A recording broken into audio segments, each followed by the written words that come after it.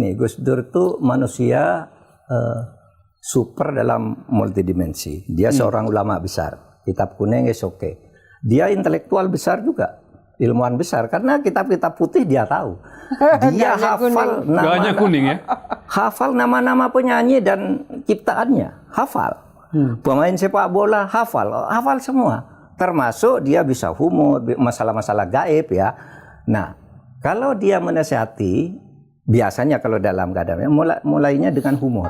Gus Dur, seorang ulama besar dengan sejuta kisah dan kebijaksanaan. Dalam video ini, Pak Mahfud MD mengajak kita menjelajahi sisi multidimensi Gus Dur, ulama yang tak hanya menguasai kitab kuning dan putih, tetapi juga piawai dalam humor, musik, hingga sepak bola. Dengan gayanya yang khas, Gus Dur menyampaikan pesan moral melalui cerita-cerita lucu, seperti pentingnya khusyuk dalam salat hingga pengalaman unik seorang kiai yang memimpin upacara kenegaraan. Humor Gus Dur bukan hanya untuk menghibur, tetapi menjadi cerminan kebijaksanaan yang terus hidup hingga hari ini. Mari kita simak bersama, bagaimana Gus Dur menjadikan gurauan sebagai sarana mendidik dan menginspirasi.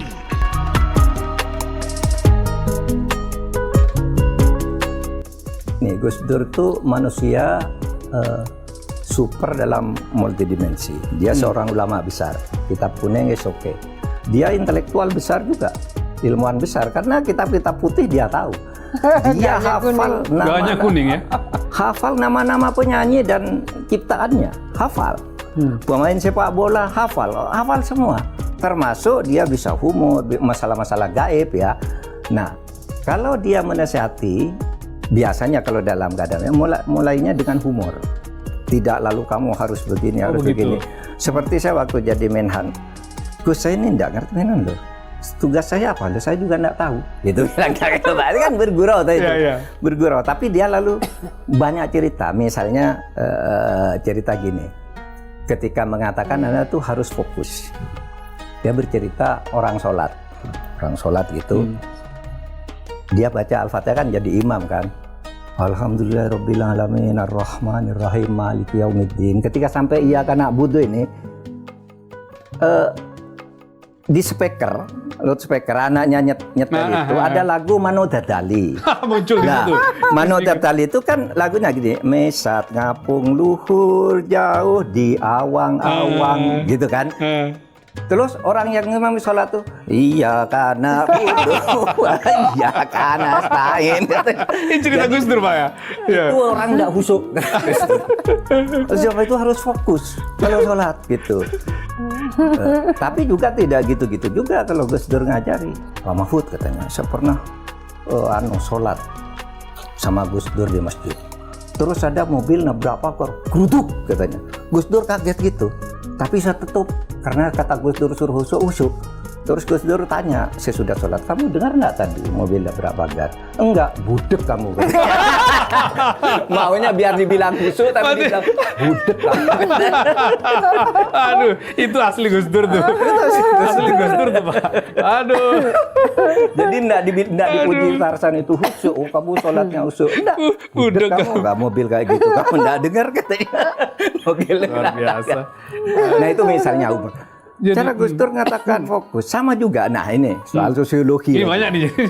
Banyaklah cerita Gus Dur. Bisa kalau cerita satu malam banyak. Ini satu lagi. Gus Dur tuh saya katakan tadi ya. Sosiologi Islam banyak mobilitas vertikal. Ketika tokoh-tokoh ini punya posisi politik kan tidak ngerti tuh acara kenegaraan tuh. Iya kan? Siap hadap kanan, hadap kiri, tiba-tiba dia kiai dia. Nah, ada seorang kiai. Ini cerita tentang kiai. Iya, Gus Dur cerita gini. Jadi pejabat. Ketika dia bicara sebenarnya kalau sebelum Anda bertindak itu kumpulkan dulu informasi yang lengkap ya. Kalau tadi kan orang harus fokus gitu ya. Husuk gitu ya. Ikut lagu itu fokus. Nah, Gus Dur terus gimana? Oh, ada yang jabatan. Tiba-tiba jadi pejabat nih orangnya biasa seumur-umur di pesantren. Terus gimana Gus? Waktu upacara, dia memimpin upacara 17-an, tanya gimana nih upacara? Diberitahu lah oleh ajudannya, upacara gini. Nanti Bapak memimpin inspektur upacara. Ketika acara dimulai, komandan akan lapor ke Bapak. Lapor Bapak begini. Terus dia bilang, upacara siap dimulai. Bapak bilang, laksanakan. Gitu kan? Iya. Terus nanti sudah Pak mulai, Bapak mimpi menghentikan cipta gitu. Untuk mengenang arwah para pahlawan. Mari kita semua menghentikan cipta. Nanti Pak ada lagu. Lagunya itu itu lagu menghentikan cipta kan Pak? Iya, nadanya begitu ya.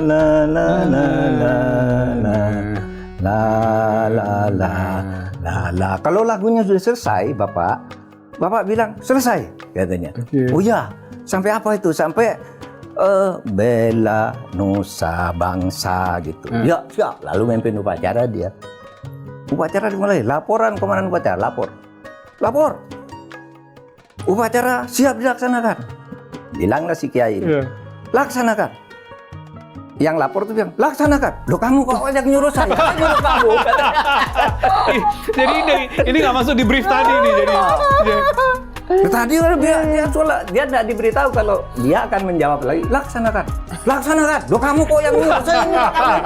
Lebih kencang lagi suaranya Mas. Ini Pak, ini true story atau cerita ini Pak? Gus Dur cerita ke saya. Oh, oke. Konon ini true story. Iya. Gus Dur kan suka bergurau atau suka nyebut-nyebut nama orang juga. Gitu. Lalu sudah itu kan, sudah mengeningkan cipta nih. Mengeningkan cipta. Mulai. Terus itu lagu tadi.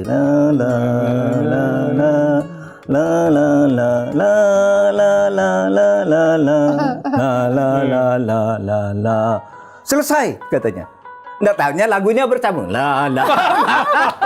Terus lagunya belum selesai tapi dia berhenti pada itu. Terus selesai katanya. Lagunya bersambung. Noleh kanan kiri kayak ini bilang, lanjutkan lagi.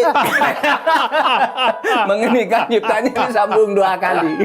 Aduh, ini tadi nggak latihan lagu itu, jadi orang nggak tahu. Suatu saat kita kumpulkan nih orang yang pernah dengar cerita dari Gus Dur ya. Lucu. Ceritanya mungkin tidak orisinil dari Gus Dur. Mungkin dari mana-mana. Tapi kalau Gus Dur yang bercerita pasti orang ketawa.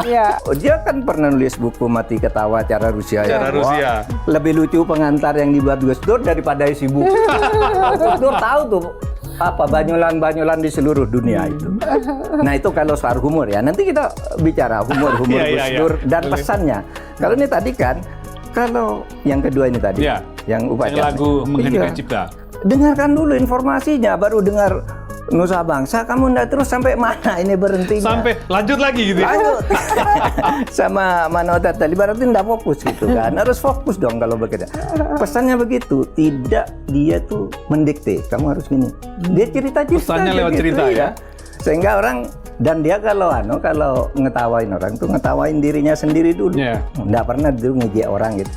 Dia ngetawain dirinya sendiri, ya saya gitu ya. Saya buta, ndak bisa melihat kan gitu kan. Bilang sendiri Gus Dur.